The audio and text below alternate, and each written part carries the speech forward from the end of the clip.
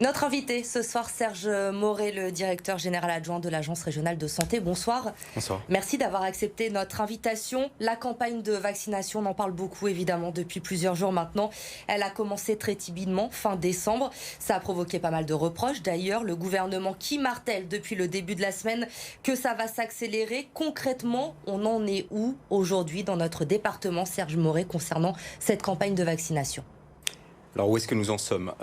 Déjà, nous avons pris un peu d'avance dans le Rhône par rapport aux autres départements, puisque vous l'évoquiez, il y a eu une phase de test, je l'appelle comme ça, fin décembre, où finalement on a pu se rendre compte que tout le travail d'information et de recueil du consentement auprès des personnes âgées prend du temps.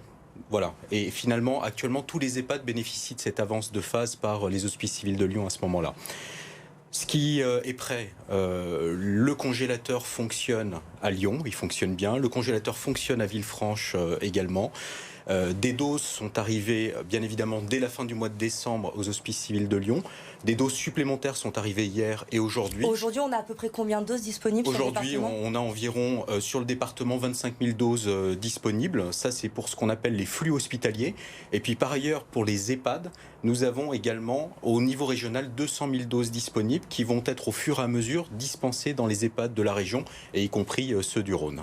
Alors justement, concernant les EHPAD, aujourd'hui, on en est où? On sait qu'il y a eu 2 EHPAD tests pour ce début de campagne de vaccination.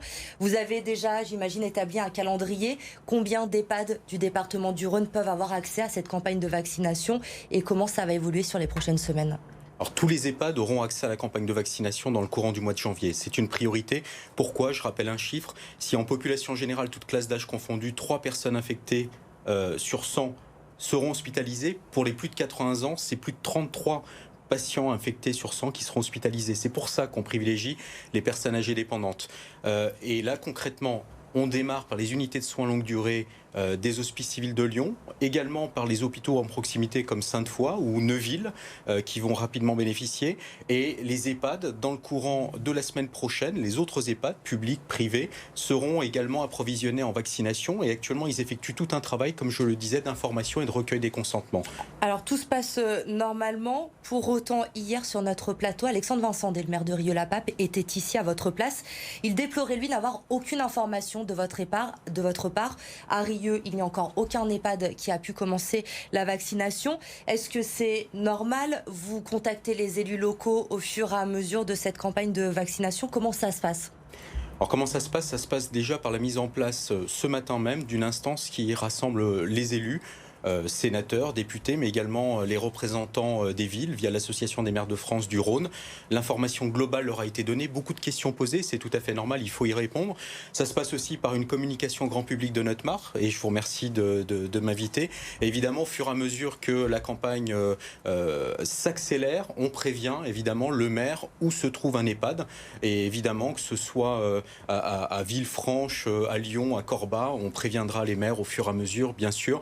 D'ailleurs, les directions d'EHPAD ont à cœur de prévenir les élus locaux au fur et à mesure que ça se fera. Est-ce que vous savez déjà pour le moment le nombre de personnes, que ce soit dans les EHPAD ou avec le début de cette campagne chez le personnel soignant, de vacciner dans le département du Rhône après une dizaine de jours, on va dire? On sait qu'il y avait une cinquantaine de soignants aujourd'hui, notamment à l'hôpital de la Croix-Rousse. Est-ce que vous avez un chiffre à nous donner ce soir? Alors j'ai une estimation, puisque à l'heure où on se parle, les vaccinations se déroulent toujours. 810 personnes ont déjà été vaccinées, un quart de patients d'unités de soins longue durée ou de résidents d'EHPAD, 3/4 de professionnels, mais pas simplement les professionnels des Hospices civils de Lyon, puisque les Hospices civils de Lyon, en accord avec la médecine de ville, ont déjà ouvert pour les professionnels qui ne travaillent pas aux Hospices civils de Lyon, et un certain nombre a pu accéder à ce centre qui est ouvert à la Croix-Rousse, un autre ouvre à Édouard-Herriot, un troisième ouvrira à Lyon-Sud, et il y a un objectif également des professionnels de santé libéraux d'en ouvrir ailleurs, de manière à mailler le territoire. Et évidemment, Villefranche en ouvrira un lundi.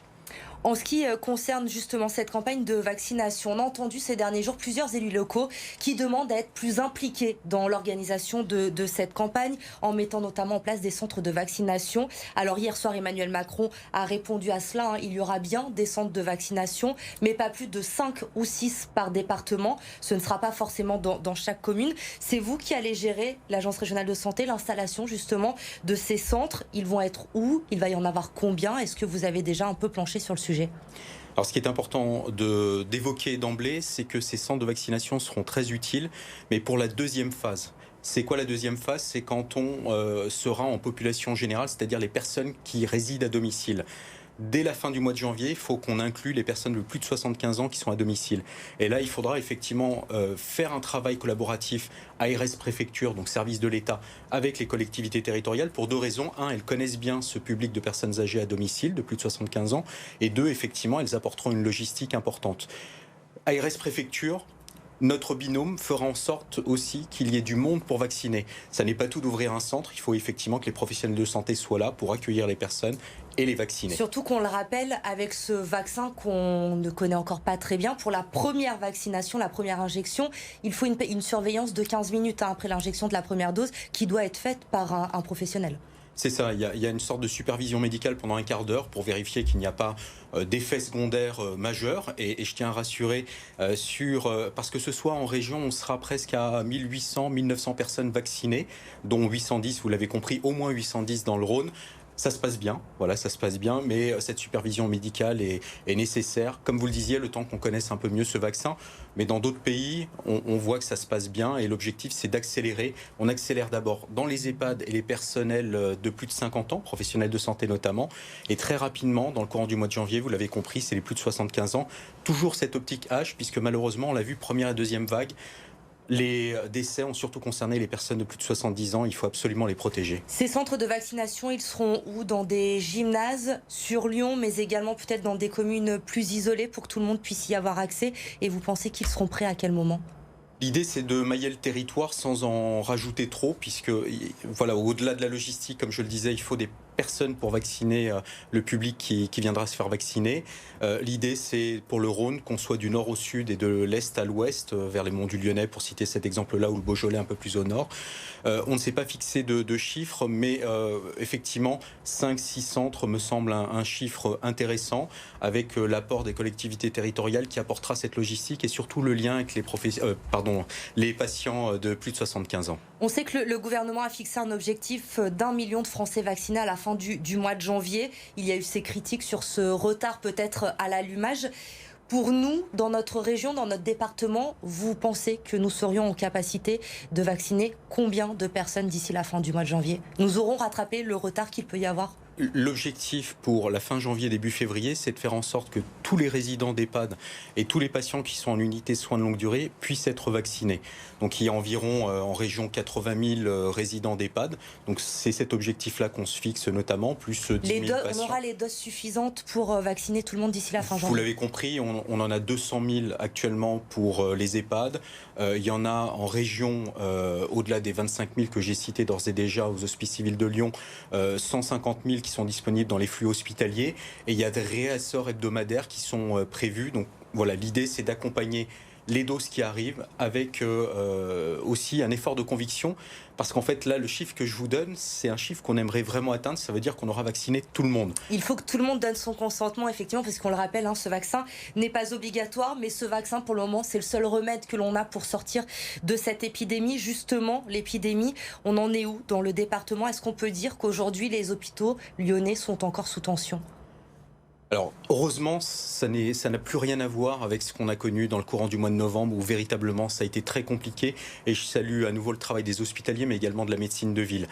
Là, actuellement, dans les hôpitaux de Lyon comme ailleurs, on est sur la partie hospitalisation conventionnelle, donc les lits de médecine, où malheureusement les patients qui sortent sont rapidement remplacés par des patients qui arrivent, mais avec encore beaucoup de lits disponibles. Sur le versant de réanimation, là ça continue de baisser, doucement, mais ça continue de baisser. Mais on n'a pas encore l'effet redouté, l'effet fête de fin d'année. Il va falloir encore attendre au moins milieu de semaine prochaine. Absolument. Je sais que ce n'est pas vous qui prenez ces décisions-là, mais en tant que professionnel de santé, un troisième reconfinement, on peut y échapper encore? Il faut suivre ce qui va se passer, ce que vous disiez concrètement. Y aura-t-il un rebond après le 31 décembre? Et ça, on ne le saura véritablement que dans le milieu de la semaine prochaine, comme vous l'indiquez. Moi, je ne souhaite pas de reconfinement. Je ne souhaite pas non plus de couvre-feu anticipé à 18h. C'est important, effectivement, qu'on puisse continuer à observer les gestes barrières. Je termine là-dessus, puisque même avec le vaccin, pour l'instant, on ne peut pas affirmer que le vaccin ne rend pas contagieux. c'est probable que ça le soit. Mais donc, même si on est vacciné, continuons à respecter les gestes barrières, c'est absolument indispensable. Merci beaucoup, Merci à vous. Serge Moré, d'avoir été avec nous ce soir sur le plateau de BFM.